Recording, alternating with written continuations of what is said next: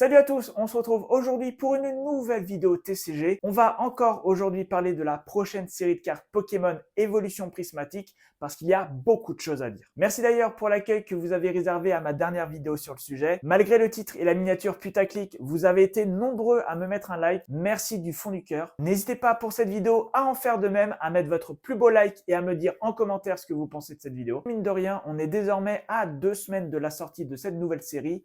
Et il y a beaucoup de choses qui vont mal. Je ne vais pas reparler de ce que j'ai déjà dit dans la dernière vidéo. Je voulais vous mettre en garde par rapport à cette série, mais notamment par rapport aux discours qui sont actuellement tenus par les influenceurs en général, ou même ce que vous pouvez entendre par des personnes de votre entourage. La série sort donc dans 2 semaines et il y a déjà eu énormément d'ouvertures de boosters. La série n'étant pas encore officiellement sortie, évidemment qu'il faut relativiser ce énormément de boosters, mais il y a quand même quelques centaines de boosters qui ont été ouverts, que ce soit sur YouTube ou sur les plateformes de vente. Et malheureusement, le taux de drop est absolument horrible. J'en parlais déjà dans ma vidéo, mais ça se confirme de jour en jour. Sur plus de 300 boosters, il n'y a qu'une seule alternative qui est sortie. Des Reverse Master Ball, j'en ai vu qu'un nombre qui se tient sur les doigts d'une main. Les Reverse Pokéball, c'est également extrêmement rare. Donc comme je le disais dans ma dernière vidéo, ça va être extrêmement compliqué de compléter Évolution Prismatique. À tel point que ceux qui ouvrent du Évolution Prismatique commencent à être émerveillés par les ex toutes simples, dont la plupart sont juste des rééditions de cartes déjà sorties. C'est vous dire à quel point ça va mal. Mais donc aujourd'hui, je ne suis pas là pour dénoncer ceux qui vendent très cher les items, les influenceurs, les youtubeurs qui FOMO complètement et qui achètent des items à des prix abusés. Aujourd'hui, je vais plutôt vous parler des problèmes de cette série et je vais vous mettre sous les yeux pourquoi elle est problématique. Vous en avez connaissance depuis déjà quelques semaines, on a le droit dans cette série à 3 raretés de reverse. Cette multiplication de raretés, elle fait vraiment du mal pour la collection, puisque clairement, avec des cartes classiques, avec des cartes holo, avec des cartes reverse, des reverse Pokéball, des reverse Master Ball, des full art, des gold,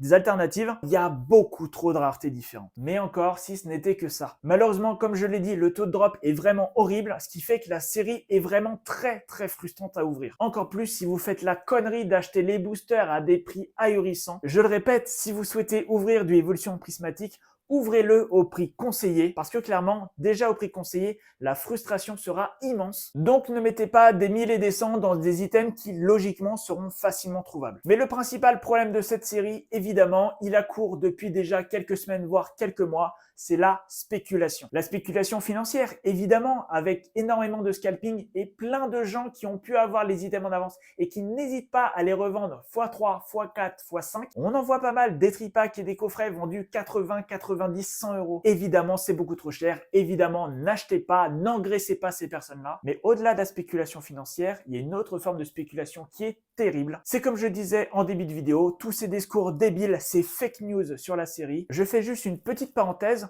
je ne parle pas là des théories. La série étant produite n'importe comment, forcément ça donne le droit à plein de théories, certaines plus plausibles que d'autres. La situation, elle est vraiment inédite. On a une série qui globalement ressemble à Zénith Suprême avec énormément de cartes ultra rares, énormément d'alternatives, mais malheureusement, on l'a constaté, on a très certainement l'un des pires taux de drop jamais vus dans la licence. On peut théoriser tout ce qu'on veut, du moment que ça reste du domaine de la théorie. J'espère vraiment qu'il y a eu un souci de production parce que sinon c'est absolument pas normal. J'espère vraiment que si souci il y a, ça sera réglé très vite. En tout cas, dans ces premiers boosters qui seront disponibles le 17 janvier, il y a toutes les raretés. Il y a eu de la gold ouverte, des full art, des alt, des Pokéball, des Master Ball. Toutes les séries sont dans les boosters, juste dans des quantités familiers. Mais si je fais cette vidéo aujourd'hui, c'est parce que tout récemment, on a eu des discours mensongers et je peux pas m'empêcher de vouloir rétablir la vérité. Le site Pokébeach a sorti récemment un article montrant l'intégralité de la série en se servant des visuels japonais mais également des visuels internationaux, des cartes qui sont des rééditions. Donc déjà d'entrée, je vais débunker un truc. Non, il n'y a pas plus de 600 cartes dans cette série, comme a pu le dire Kibiki. Encore une fois, j'ai absolument rien personnellement contre Kibiki, mais il faut arrêter de dire des conneries. Non, il n'y a pas plus de 600 cartes dans la série. Il n'y en a même pas 600. Il n'y en a même pas 500.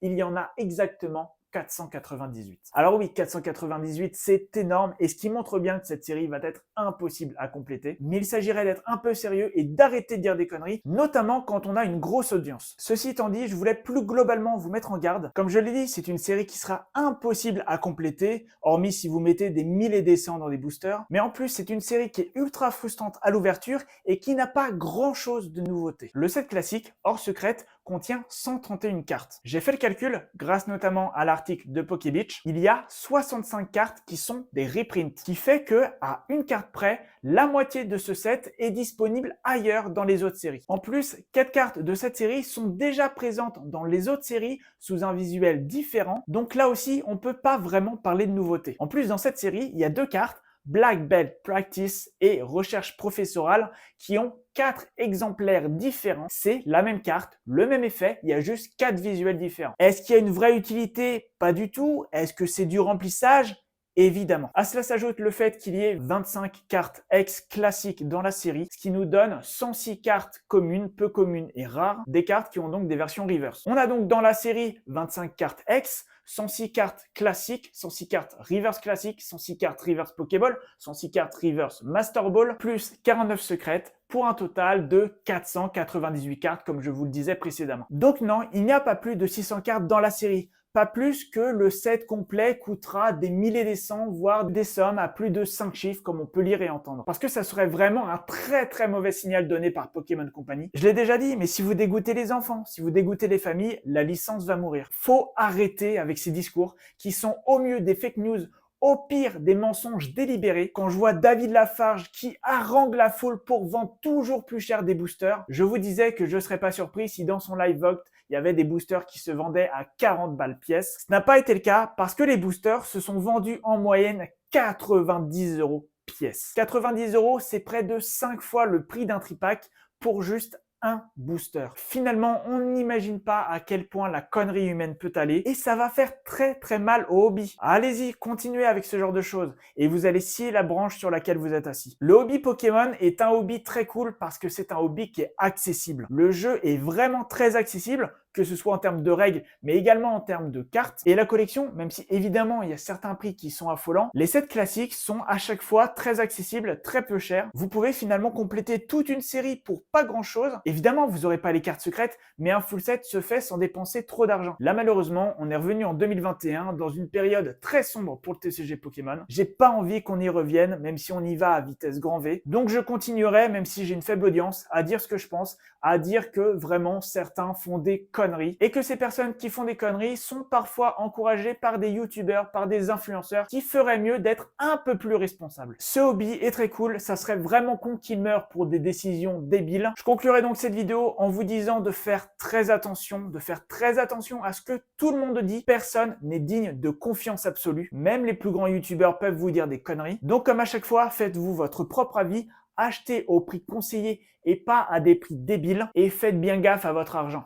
Je suis personne pour vous dire quoi faire de votre argent, mais c'est tellement précieux qu'il faut y faire attention. C'est pas grave de skipper une série, gardez la tête froide et n'achetez des boosters qu'au prix conseillé. N'engraissez pas les scalpers et tous ceux qui veulent profiter de l'hype. Les prix actuels sont débiles, très certainement que dans quelques semaines ils le seront encore, mais la série sera produite et distribuée pendant de nombreux mois, donc pas de FOMO. Voilà, c'est tout pour cette vidéo un peu coup de gueule, je l'avoue. Si elle vous a plu, n'hésitez pas, comme d'habitude, à mettre un like et aussi à me le dire dans les commentaires. N'hésitez pas à vous abonner et à mettre la cloche. On se retrouve très vite pour de nouvelles vidéos et peut-être bien aussi pour des vidéos TCG si j'ai quelque chose à dire. En attendant, portez-vous bien.